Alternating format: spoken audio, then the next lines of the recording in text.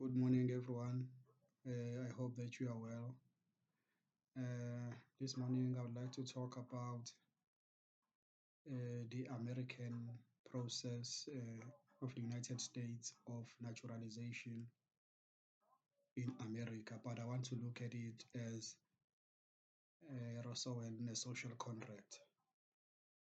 But by starting by critiquing it in a sense that uh,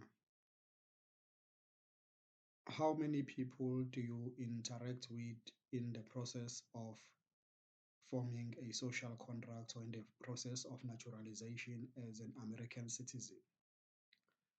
Of course, the USA Constitution sets a very minimum bar to say that if you can write and you can read, of course, and also you can numerate, then you qualify as a human being. But of course, other countries have human beings, meaning that there's something specifically American that you have to do, and that is what the naturalization process seeks to achieve. But my question still stands. How many people do you interact with, and what kind of segment of American life do they represent? Do you meet all the over 350 million citizens before you become, because you will die before you meet everyone. So what is naturalization? Is it that you are being naturalized in a sense that you have a grave in America, or what does it mean?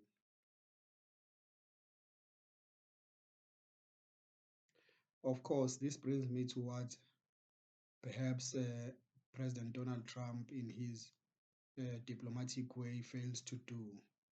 That is to say, traders who are undocumented do not have a social contract and are at risk of being excluded not only intentionally but through ignorance. Because if you have not been told about the laws and the bylaws and the state laws which govern your field of domain that you want to pursue in America, then how can you operate in an effective manner even when even people who are born in New York or who grew up in New York, like President Donald Trump, fail to recognize the laws, and they are even able to be president of the United States and be number one over the senators, over the congressmen, because the senators and the congressmen want to be presidents, and some have tried before and failed many times. So if a person like that, who has defeated everyone in America politically, can still be captured by the cobweb of conspiracy and ignorance, then a person who's coming from outside, who is undocumented and who has not even learned about the structure of the United States government itself, how can they operate? How can they even specialize and create a niche area for themselves when they've not even been naturalized? They don't even know what a USA ID card look like, or they don't even know what how many digits are in their social security number and stuff like that. Of course, if you come in undocumented, it is not that you are not contracting with the United States as a legitimate government, which is an independent country, became independent in the 1700s. But you are actually contracting with the criminal justice system, because being in the country illegally endangers national security of the state. And remember that the United States, being the most powerful country in the world and the most beautiful country in the world aesthetically, because many people want to develop like the USA. If it is true that the successor of Chairman Mao uh, wanted to be an American in ideal but be Chinese in the root, then what the Chinese have done is the brainchild of Western civilization, but which does not mean that they do not have their Chinese civilization, because they are showing you They are coming from a Chinese civilization, a great leap forward under Chairman Mao, under communism. And then now they are in another form of communism, which copies the American way of life.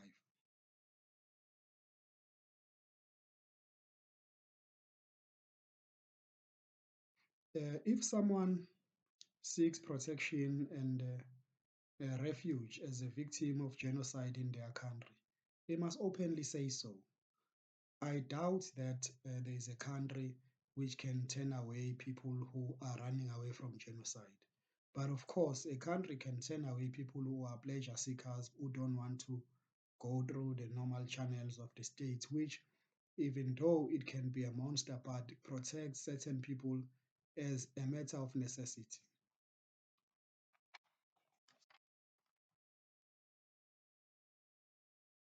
So, of course,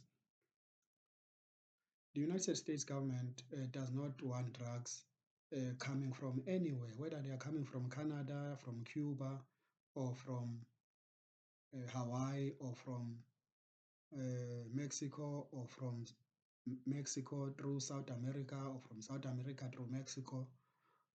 Uh, and another thing, the Americans under Joe Biden were against uh, children who are mentally ill and are known to be mentally ill having access to weapons when their lives are not at risk.